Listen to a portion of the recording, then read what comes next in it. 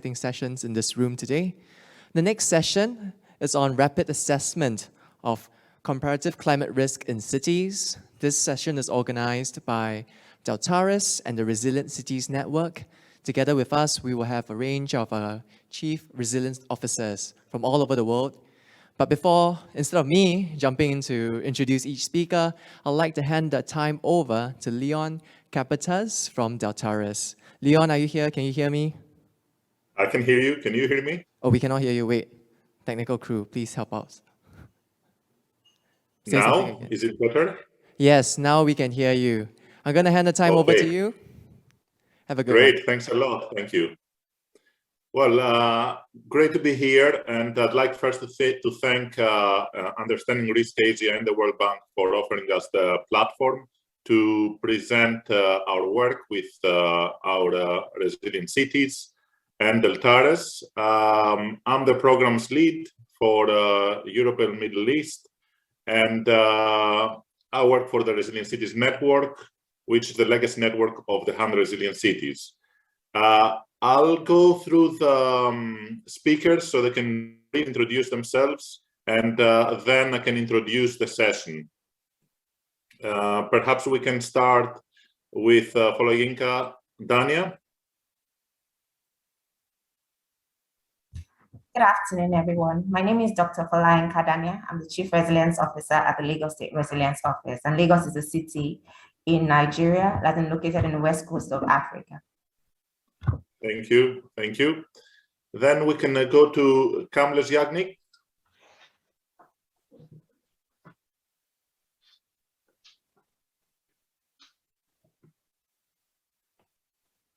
Hello.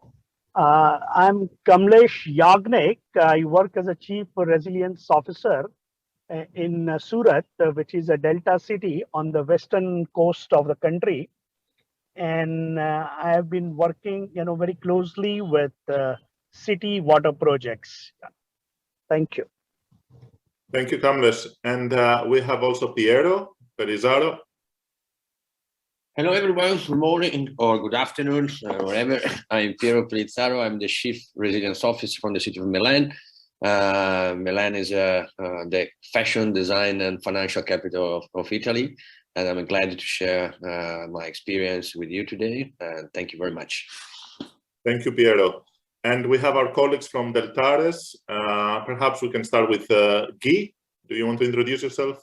Yes, hello everyone. I'm Guy van Hemel, and last summer I graduated from the University at Utrecht, and now I'm working as a junior employee at Deltares on this wonderful project, I think. I think so too. I think it is wonderful. And last but not least, Hans. Thank you, Leon. Hi, everyone. Good morning and good afternoon. My name is Hans Gerels. I'm a hydrologist and expert advisor working at Deltares on water management, and I am also the team lead on urban resilience. Great, fantastic, and great to have you all here.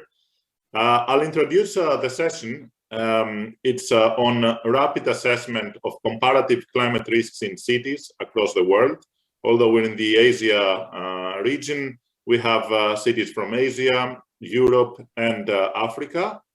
And when we're talking about comparative, we're not just meaning comparing risks across cities, but also we mean comparing among different climate risks in the same city. So as Deltares will soon present, we'll see how they cover with this tool they have developed to perform rapid climate risk assessments. They can compare different climate risks that might concern different cities across the world. Well, we all know, we've seen the statistics, population is increasing, urban population is increasing across the world. There are different projections for 2050, you've seen them everywhere. At the same time, assets, infrastructural assets are increasing in urban environments. Climate risk, we've all known, we've heard that the hazard is getting worse, more extreme floods, extreme precipitation, extreme drought. So what we have here is a mix that is not great. We have hazard that is getting worse. We have more and more exposure. we have more and more vulnerability, particularly if we think that cities are growing and sometimes in an unplanned manner, this increases the vulnerability of populations. So damage will increase as well, and therefore it is very clear that the overall risk increases. Although that is very clear, and everybody is talking about this, and this session is also about this as the previous ones, the question is why we don't still have a very good understanding of climate risks, the three components, hazard, exposure, and vulnerability, whether we're talking physical or social vulnerability. And to answer this question, what we'd like to see is whether there is a very quick and dirty way in which we can analyze different climate risks in different city contexts and get a better understanding, which could guide us in our decision making, in our policy making, in monitoring how climate evolves, and reduce overall climate risk.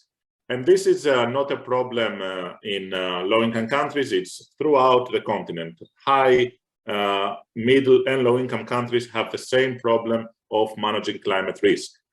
And to answer this question of whether there's a quick and dirty way to do that, through the partnership with Deltares and the Resilient Cities Network, we explored the new tool that Deltares has developed and uses publicly available global data. So it means there are no significant technical barriers. And we've tested this in a few of our network cities. And here, that's the reason we are here. We're going to present some results from 3 of these cities, Surat, Lagos, and Milan, and have a conversation with chief resilience officers from these cities to see how these results can help them take better decisions, whether they match reality, because things are done behind a computer. Hans and Guy never went specifically to Lagos to measure water depth in a specific stream or street. So let's see whether your satellite view is and model view is validated. So the way we'll run this, we'll have a presentation from Deltares on the tool and a brief look at the results. And then we'll open this discussion to the CROs. They can discuss their experience. And we'll have a discussion with them, but also try to bring in the audience who can ask questions through the platform that is meant for that. And I'll be bringing those questions as well later in the conversation. Perhaps I'll give the floor now to Deltares, Guy, and Hans. Would you like to introduce? Great, we can see the screen. Yes, well, thanks a lot for the great introduction, Leon. And let us quickly start with providing you with some slides and present our results. So it is about climate risk assessment, which is a huge topic, of course.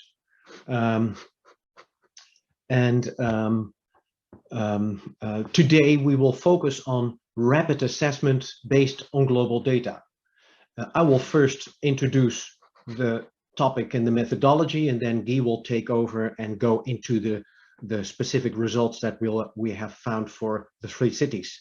But first of all, it is good to explain that the Resilient Cities Network and Deltares started a community of practice on water resilience and climate adaptation in cities about a year ago, started by Katrien Brubach and myself, on the topic of becoming more resilient to water and climate challenges in cities. Next slide, please, Guy.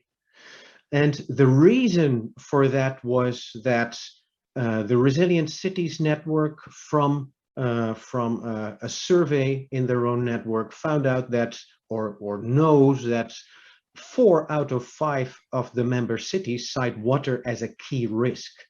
And so 80% of the cities have to deal with rainfall flooding. About half of the cities have to deal with water insecurity, like water shortages or drought, as a chronic stress. Next slide, please. And so we started this community of practice with the objective of supporting cities to become more water and climate resilient, and eventually design jointly project solutions for the cities in the network and beyond.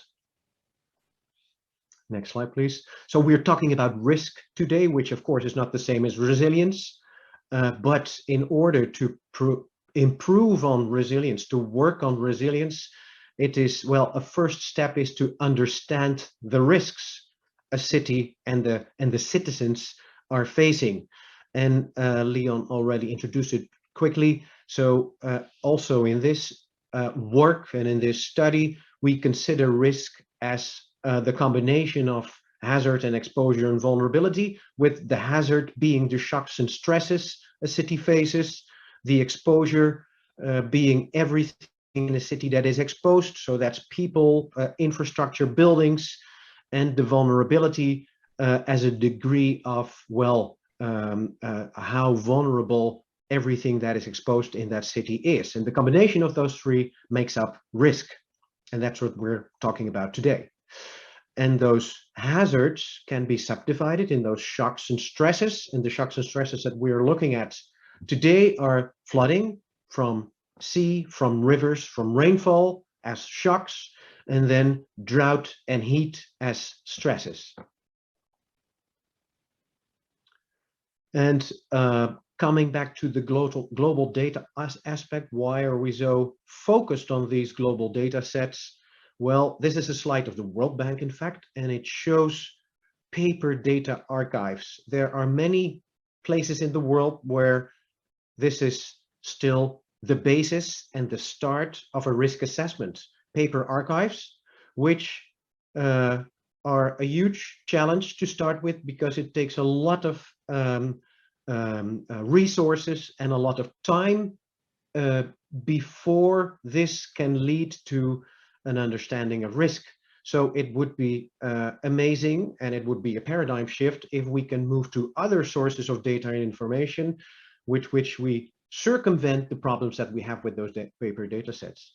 And just to illustrate that global data sets are becoming more and more available and also more and more meaningful and useful, is this illustration from a reference of Linderson et al., showing that there are hundreds of data sets, not only on hydrology and physical aspects, but also on socioeconomics. And that's what we're trying to combine here. So data sets on physical aspects, on hazards, but also on socioeconomic aspects and governance.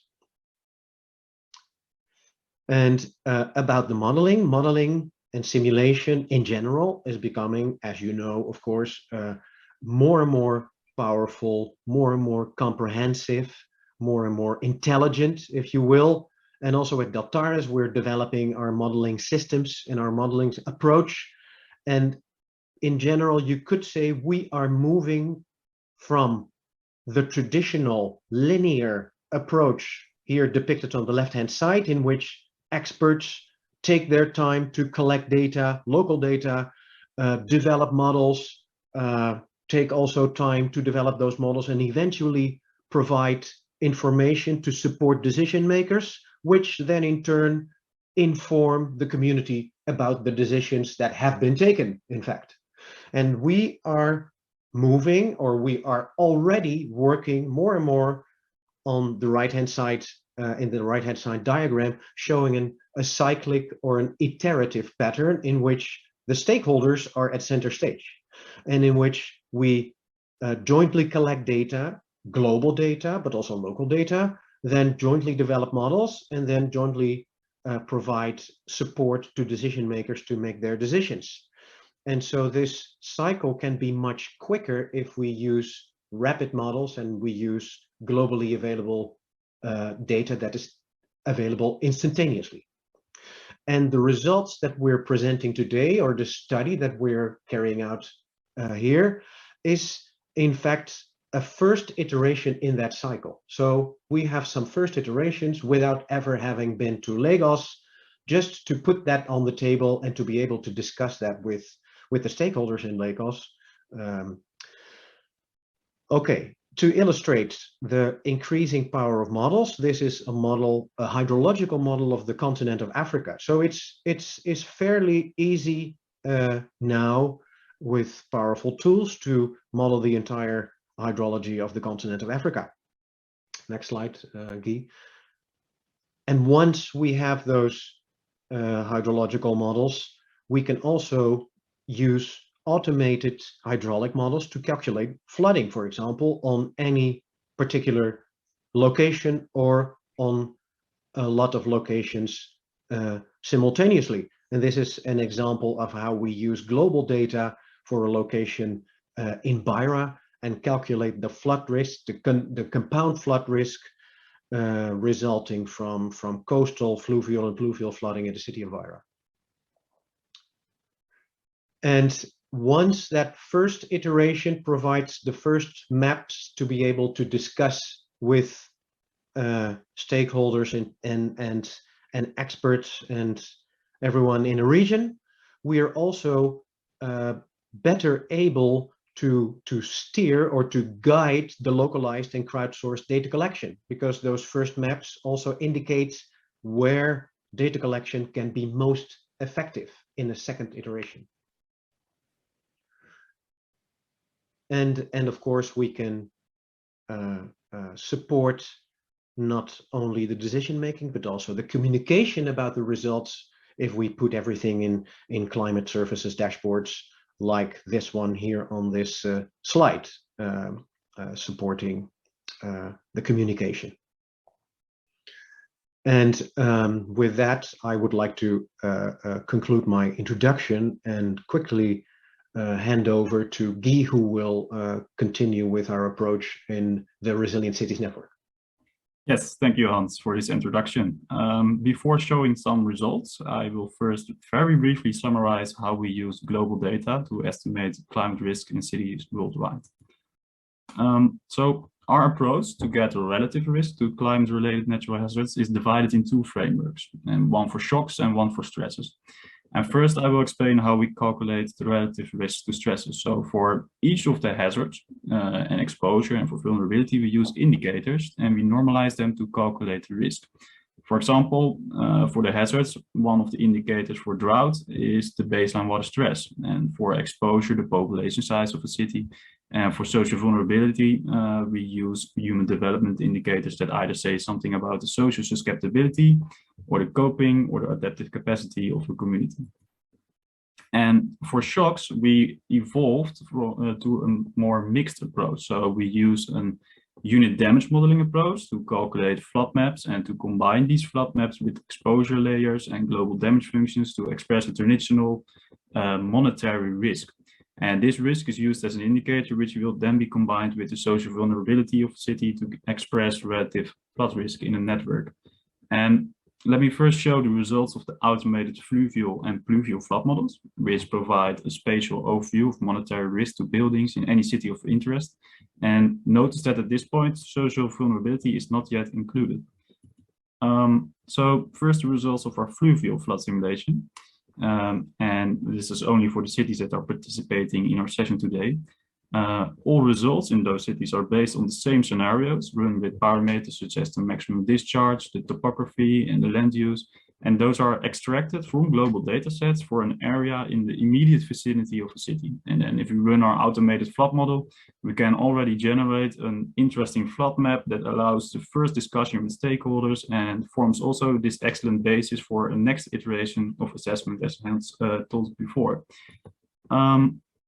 And these are the results for Surat. So the figure on the left shows a flood map calculated from a 1 in 40-year river discharge in the main river of the city. And we limit the color bar in this figure to 2 meters of water depth to more clearly distinguish the lower flood depths. And the figure on the right shows the monetary risk to Surat's buildings after combining hazard maps from 3 different scenarios. And then the expected annual building damage for an urban area can be, for the area as a whole, up to millions and even billions of dollars.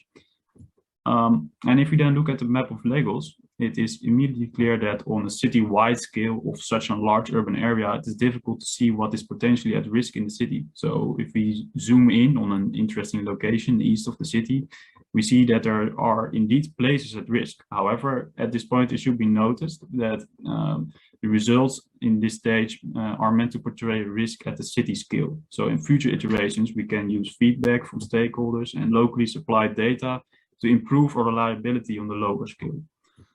And in Milan, we have also run a scenario for river flooding. And we know for a fact that Milan has recently experienced this type of flooding. However, our model at this time seems to be too coarse to perform a similar simulation only based on global data. And then to Fluvial flooding, a problem facing more and more cities worldwide.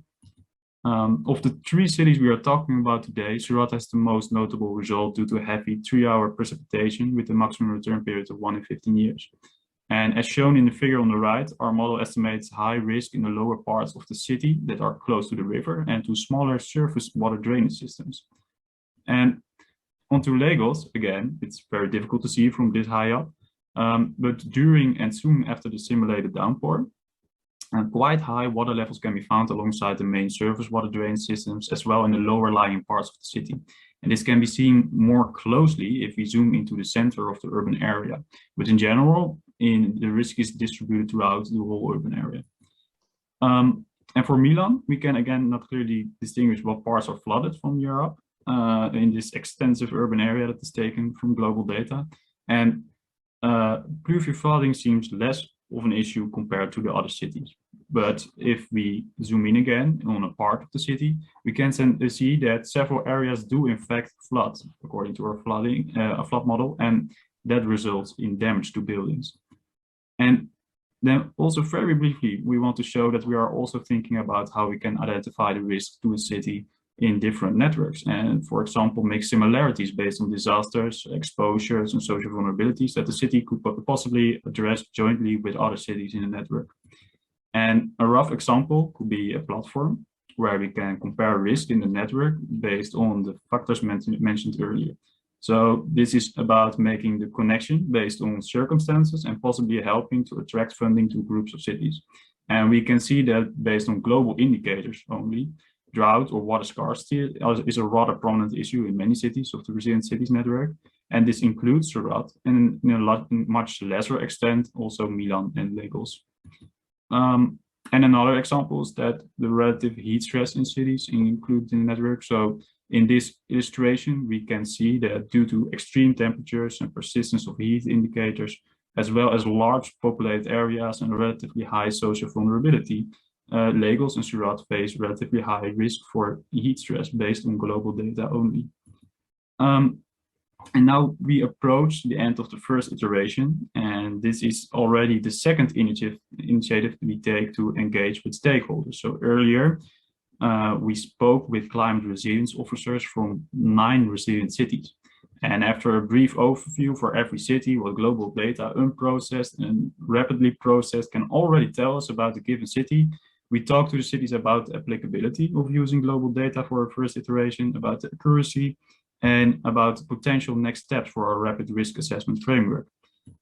And we talked also a lot with the CROs about the applicability on the one hand on the regional or global scale, and on the other hand on the city scale. And for the regional scale, several CROs indicated that such a comparative assessment with the same scenarios in a network could be well applied to direct funding to cities or to connect cities with similar challenges and to map risk at a regional level.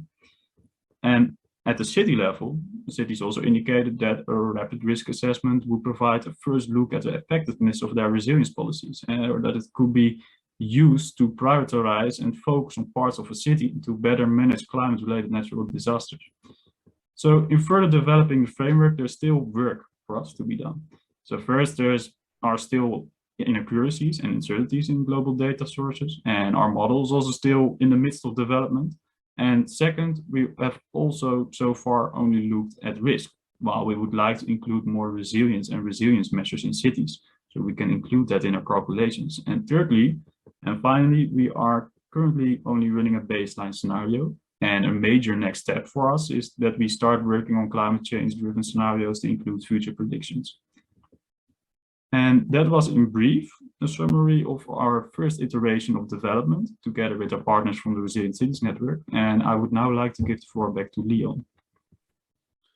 Thank you, Guy. Thank you, Hans. This is a really interesting piece of work. And being a hydrologist, I actually have so many technical questions, to be honest, and because I'm fascinated by this topic. But the point of the session is not for the moderator to ask questions and also not to ask technical questions. What is important here is to hear from the cities who have the more strategic overview of where this could be useful to them, regardless if the resolution of the model is 1 meter or 5 meters, how they could use this information. So it'd be nice to hear from the cities what is their first impression from what they saw and the discussions that they have had before with you. I'll start again with the same order, focusing now first on Lagos, which seems to be under some significant climate risk, as we saw in the map. And I'll give the floor to Dr. Dania, your first comments, impression. Okay, so hello everyone once again. First impression, as in seeing the reports of the study, this is very accurate, as in it is a document that really shows us, as in things that are already happening, as in within the state, as in the outcomes, as in from the study looking at flooding, looking at heat stress. These are things that have been identified, as in by our climate risk assessment, as it were. So it's something that is very useful to us, as in fact, when we saw that it's possible that we could model some sort of flood early warning systems, as in the future, we're like, yes, this is something that we need, and this is something that we'd like to work better, as in with Deltares within the future, as in to see if it's something that we can begin to use at a state level. We have it at the back of our minds that yes, this is global data, and it's possible that we might need to modify, as in once we have access, as into local data that can bring the information, as in closer home. So yes, as in it was a good one.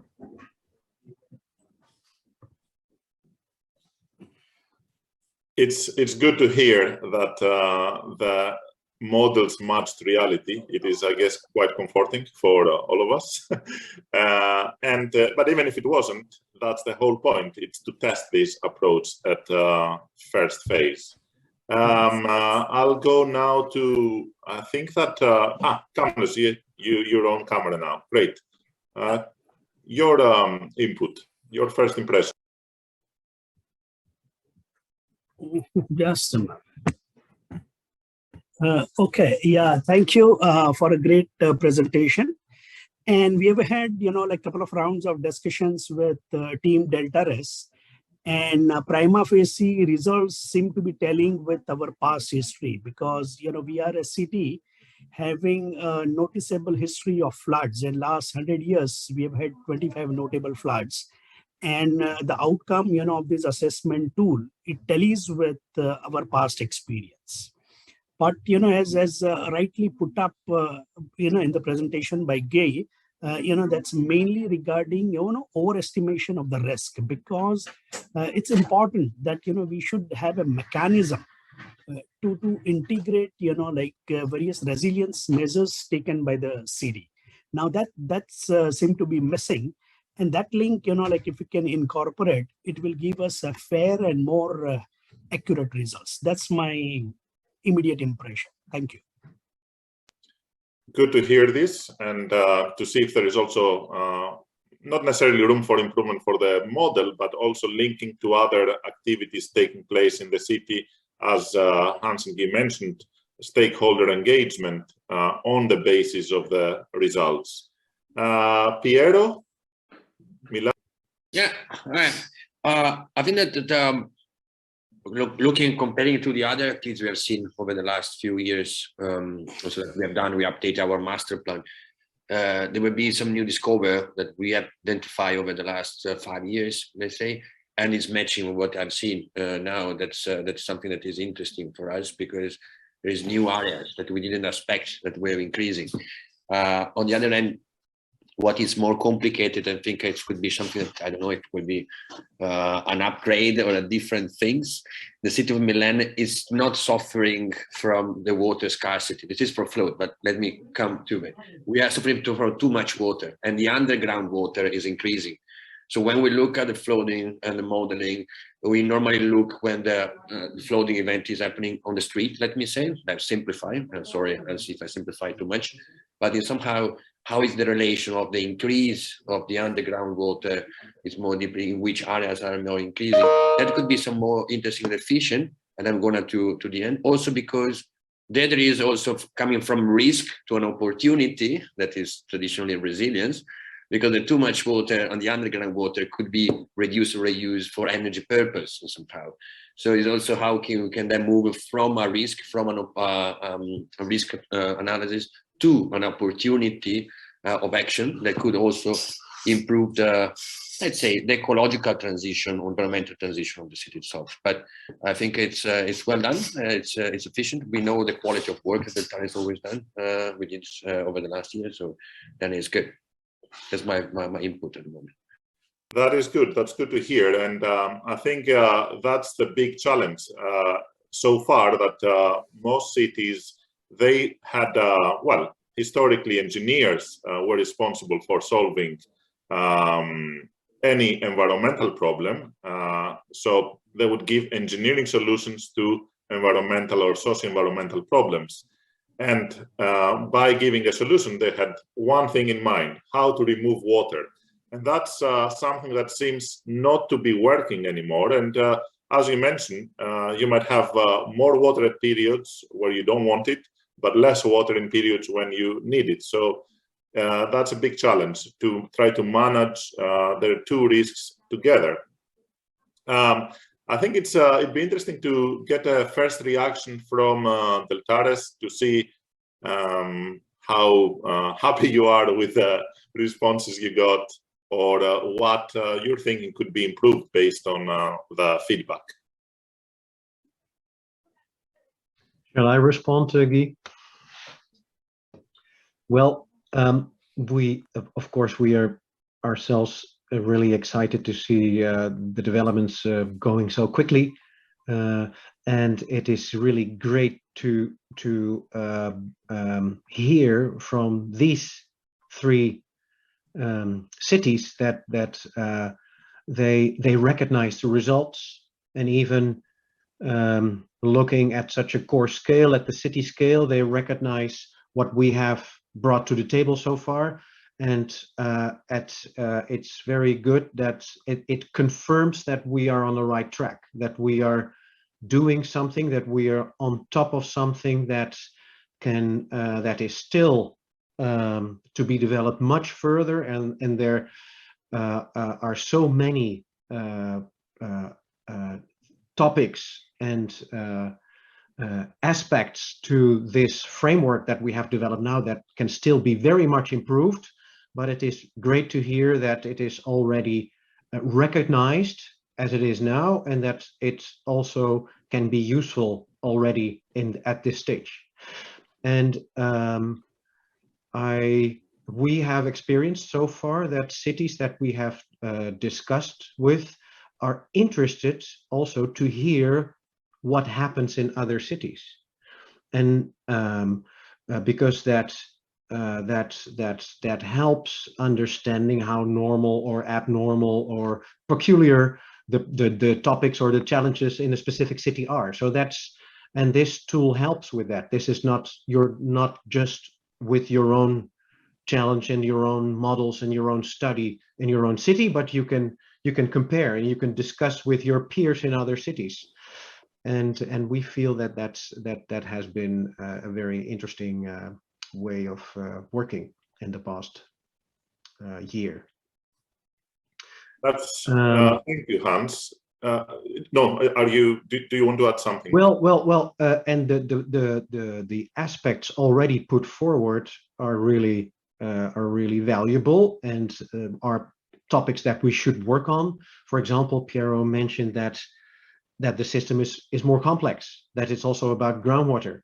So that it is about the interaction between groundwater and surface waters. So if we calculate flooding in a very rough, quick and dirty way, as you were saying, Leon, then we totally ignore groundwater.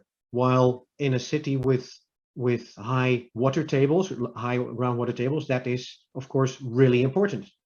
And it also has a bearing on what you can do on becoming more resilient, on measures and interventions. You cannot easily have an infiltration program because groundwater tables are very shallow. So it also has a bearing on what you can do in next steps. So our models should become more comprehensive, dealing with, for example, these issues in Milan, but should also be able to deal with what has already happened. So indeed, again, in the city of Milan, numerous interventions have taken place with implementing blue and green infrastructure, implementing water retention areas, implementing green roofs, green buildings, and so on. And we are really interested in finding ways of introducing that in our first estimates, so that we can already, have a meaningful second iteration. Yeah. Great, fantastic. I think I'll follow with my own question now aimed at the CROs. When I see these models, I'm thinking of scenarios. I'm thinking, okay, this happens for a reason. We get flooding for a reason because we built in that area more than we should, or in a way that that is not the ideal. So I'm wondering whether these results can guide you in the future with respect to urban planning, or even other decisions, how you protect the areas that have already been highlighted as hotspots. This is open to all CROs. How would you deal with these results and decisions? So let's keep the initial arrangement. So yes, as in this is something that would really help us. Because there are times when the things that are happening, as in, but you're not paying much attention to. And I'll give you, for instance, as in heat stress, the increase in temperatures, it's something that we know happens in Lagos. I mean, in 2009, as in we were looking at high temperatures in the early 30s. As of 2019, we saw high surface temperatures in Lagos as high as 41 degrees. But when we're prioritizing mitigation measures, as in this might not be what comes first, because we are in a tropical environment. So this kind of report, as it helps us to say, see, you need to prioritize this shock or this stress, as in depending on how you look at it. And this is where you need to do a lot of resource allocation, as in for this to happen. So it helps us plan better. And also it helps us see these are the things that could happen in the future also, as in, so it's really in prioritizing and identifying those shocks and stresses. In terms of flooding, this is an issue, as in we need to go back and look at our, we call them operational physical development plans, as in if we're saying that these are the areas where this is highlighting their issues, then we need to revisit those plans and ensure that we are doing better planning now that we're about 20 million people, as in, because in Lagos, it's been predicted that we'll be about 80 million people, 2100. So if we don't get our urban planning right now, then flooding is something that's going to be worse, as in the future. So it helps us make those important decisions at this point in time. So yes, it does. If I can, thank you, Dr. Dania. If I can make it a little bit more complicated, I have a follow-up question for you. There are a lot of informal settlements. The way the cities are growing are sometimes unplanned, and that increases vulnerability, it increases exposure. Is there really a practical way through which you can bring in these results into your planning to the best of your abilities? Yes, there is. One of the things that we identified in our resilience strategy that it's very, very important that we strengthen our urban renewal programs, because we realize that there are a lot of informal settlements. We have them all across Lagos, and it will get worse as it currently stands, because information out there says more people are moving into cities. So this is something that helps us prioritize, how do we protect and do what we call a resilient land use planning. So this is something that could help, if we say these areas shouldn't even have buildings, and then we begin to rethink how we do this.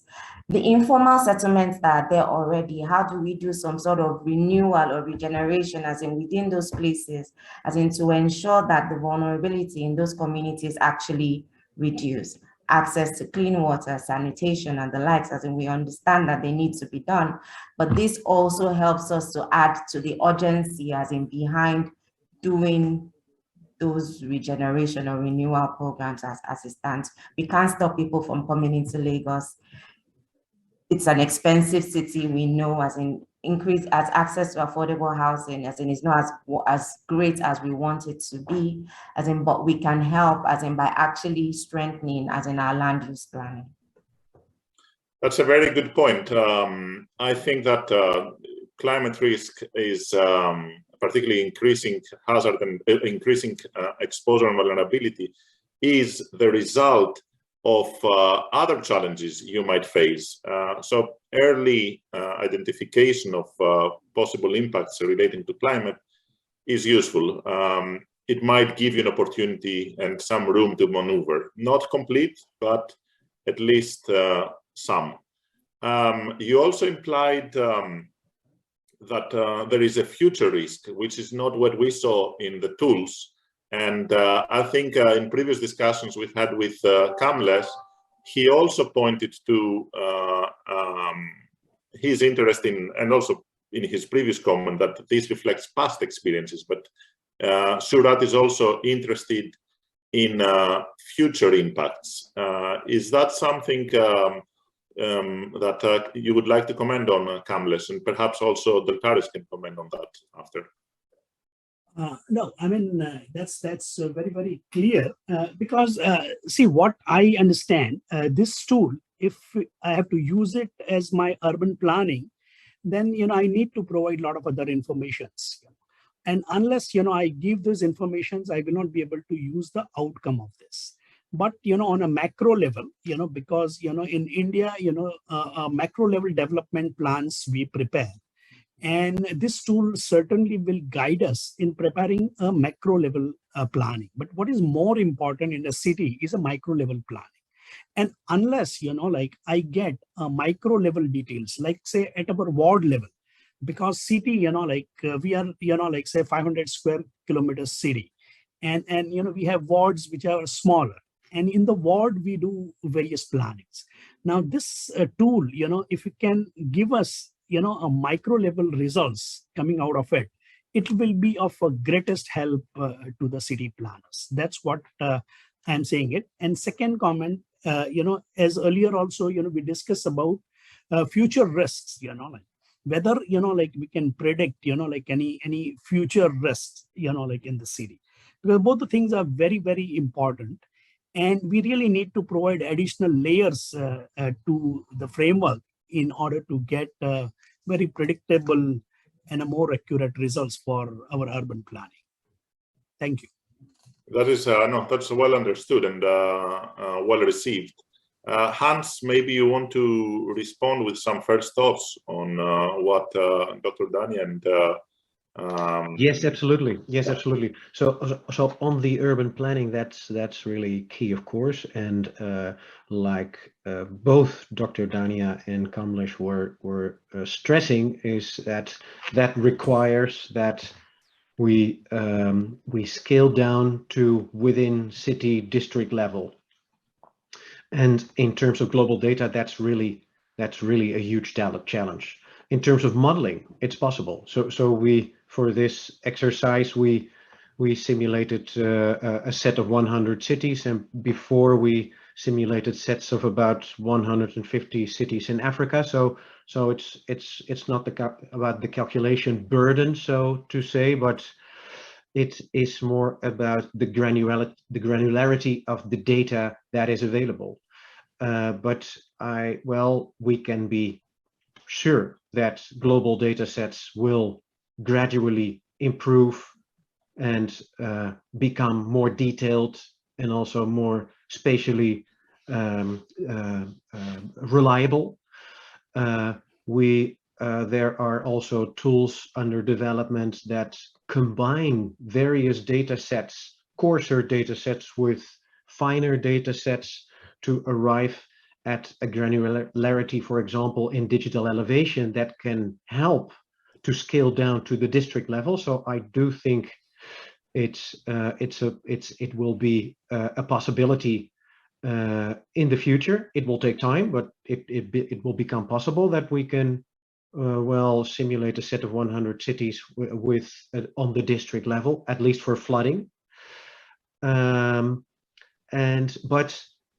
it's not only about the modeling and the data, it's also about once you scale down and go to the district level, it has to become a process with a much more intensified stakeholder engagement. It has to become a process of the city and, a party like Deltares together, because you're then talking about things happening in a district, and then Kamlesh and his colleagues and Dr. Dania and her colleagues are the ones who exactly know what happens in that district. So that's, of course, that has to be combined in a good way. And then on the climate predictions, that's really something that we will add in the near future. That's easier because there are predictions of changes in climate, of changes in rainfall pattern, changes in drought patterns, and notably also changes in sea level, of course, which is perhaps an easy one for cities like Lagos and also Surat. So the coastal risk that we calculated today for both Lagos and Surat were not so high, were mild, so to say, but they will increase, of course. And it's good to know in your urban planning what will happen there. These are very useful comments, and what I gathered to my best of understanding and synthesis of what three of you mentioned is that this tool has some capabilities. They might get better, they will get better, but it will still have some limitations. So when you go to, for example, a city like Surat, which is 500 square kilometers, I don't know the exact number, then at least it allows you to do a first screening where you shouldn't focus and where you should focus, both today and in the future. So that is useful. And then you can work with your stakeholders and even guide your limited financial resources, because every time we speak with cities, the financial resources are limited.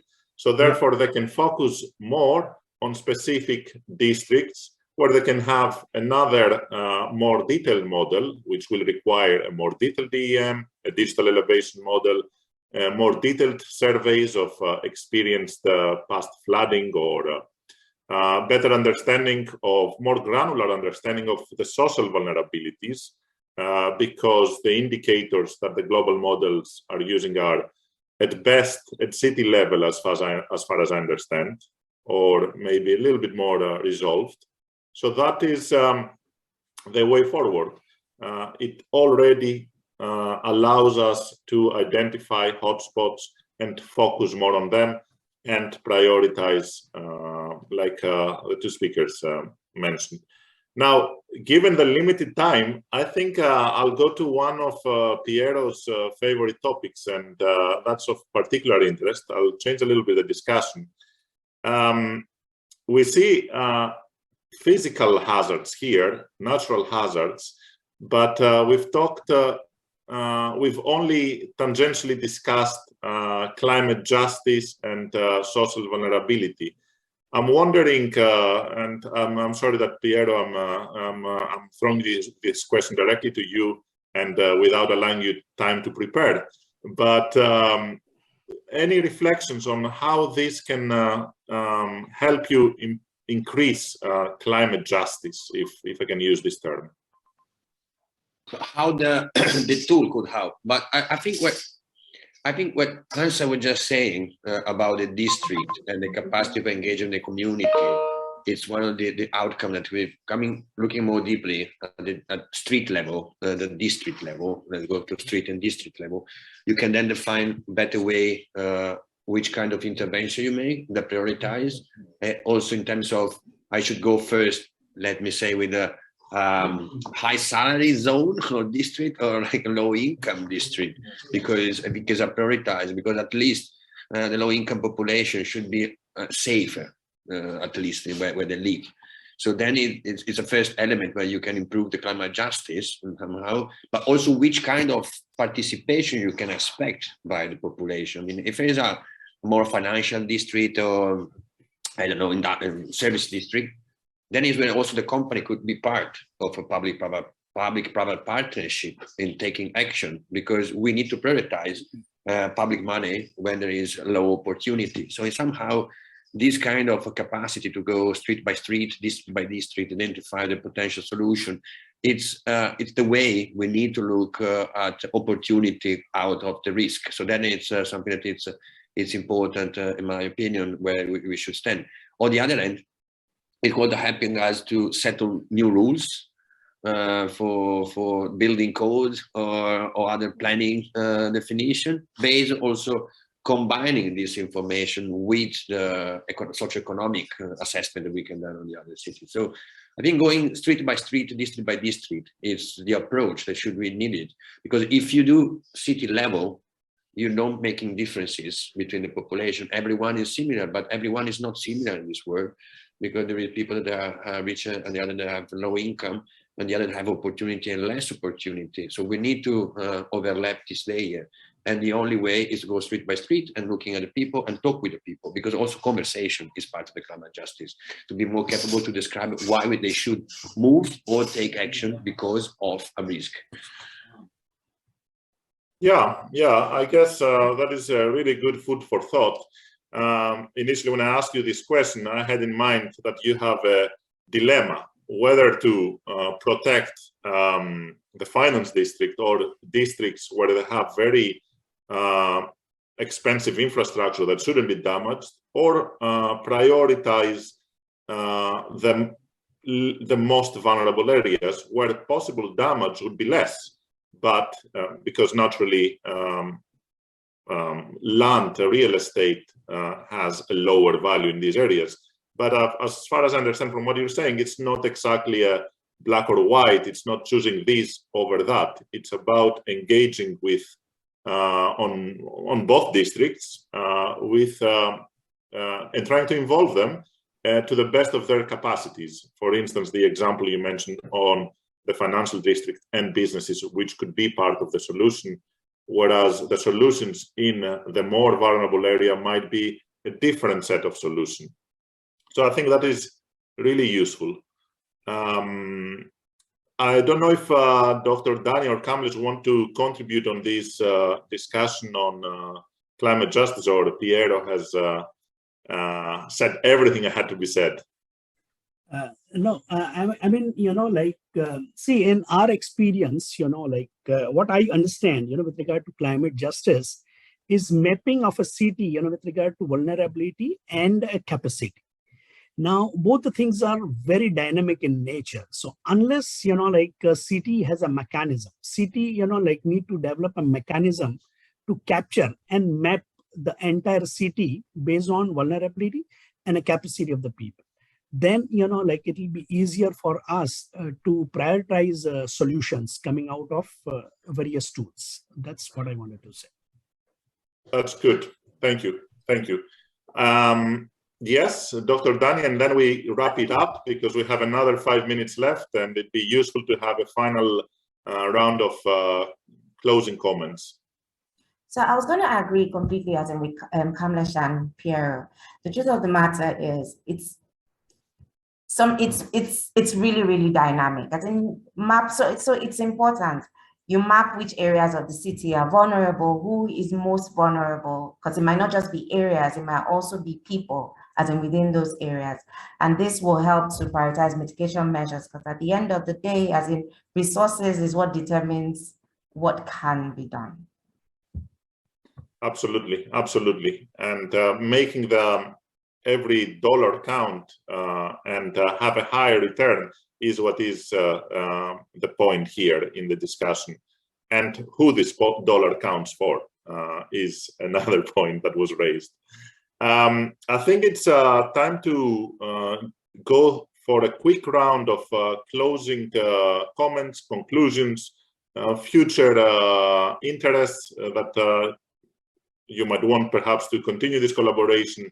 I'll start with, this time with Piero, go through the CROs, then to Deltares and close myself the session. Well, I think that we got a couple of good inputs that we should look at the underground water but especially the climate justice, how this is linked. Because if we are capable to look at these two, not from environmental or planning point of view, but as a socio-economic tool, is when we make the difference on environmental transition. So we speak out of the fence line somehow, using something speak about flooding risk. So then that is a good combination of opportunity and a new way to communicate climate risk that could become a climate justice. So thank you very much, Hans, and always great to chat with all of you, also for my colleagues from around the globe. Thank you too. Kamlesh.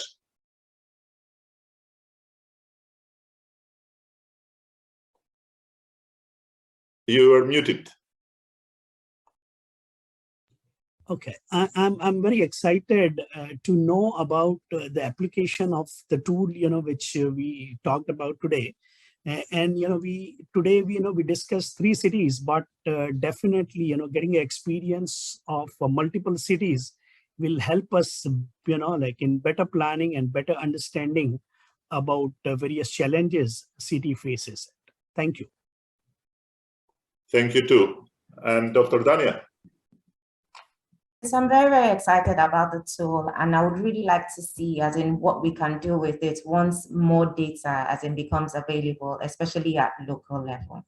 So I'm looking forward to seeing that, and we're looking forward to working with you in Lagos. Great, great, thank you. I see the main screen has changed, but so I'm not sure they're listening to us, but let's wrap it up even if it's between us, and also for the recording. Hans and Guy, maybe one combined comment from Deltares. You want to start, Guy? Yes, that's right. So we heard wonderful feedback this meeting, which we can use to improve both the models and our next steps to include better ways of resilience and be more inclusive in social economics in cities. And that's really great to hear. And it is also a really nice confirmation that it is already very useful to start the discussion, just like we did at this session, but also in earlier sessions, in the interviews we had before. So that is really great to hear. And I think Hans has something to add to that, maybe. Yes, Leon, I will keep it short. So great session, great feedback. Thank you all. And well, one thing is clear. Two things are clear. We have something here that is worth developing further, given the discussion, but we have a lot of homework. Good that's a very good closing comment, I think. As far as I'm concerned, this was also useful for me. It made me think a lot and understand the new challenges in climate risk in cities. Given we're a cities network, we always want to be at the forefront of managing risks, shocks, and stresses. And this tool is useful, apparently, from the experience of our CROs. And we would like this to take it further and forward, because it helps us package, let's say, challenges across cities. And this gives us a stronger voice in how we deal with problems and offering solutions, networking, lobbying for our cities. It is always good to know that you have networks of cities rather than a city alone who's trying to negotiate a specific problem. And cities can exchange their views and experiences, always obviously depending on their local context. I think we can close it here. Thanks a lot for taking the time, particularly to the CROs across the globe. And well, we will definitely continue our conversation through other channels too. Enjoy the rest of your day. And thanks to our audience. Thank you. Thank you all. Bye-bye. Bye-bye. Bye-bye.